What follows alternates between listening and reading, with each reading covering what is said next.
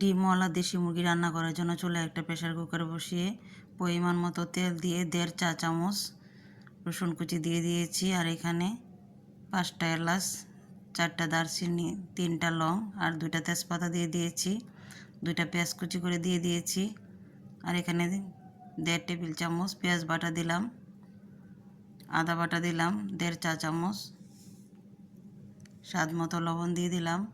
এখন গুঁড়া মশলার মধ্যে হলুদ গুঁড়ি দিলাম 1.5 চা চামচ, মরিচের গুঁড়ি 2 টেবিল চামচ, ধনিয়ার গুঁড়ি 1.5 চা চামচ, জিরার গুঁড়ি 1.5 চা চামচ দিয়ে একটু পানি দিয়ে মশলাটা ভালো করে কষিয়ে নিয়েছি।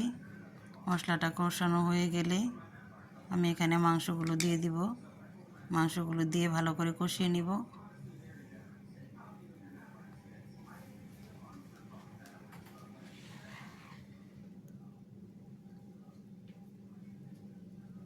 ঢাকনা দিয়ে ঢেকে মাংসটা কিছুক্ষণ কষিয়ে নিয়েছি। এখন এখানে আমি 1.5 চা চামচ গরম মশলার গুঁড়ি দিয়ে দিলাম। আবারও কিছুক্ষণ কষিয়ে নিচ্ছি। এখন ঢাকনা দিয়ে ঢেকে 4-5টা সিটি দিলে চুলা থেকে নামিয়ে নেব। মাংসটা সিদ্ধ হয়ে গেছে। এখন আমি আলু দিয়ে দিয়েছি। অল্প একটু জল দিয়ে আবারও 2টা সিটি দিলে চুলা থেকে নামিয়ে নেব।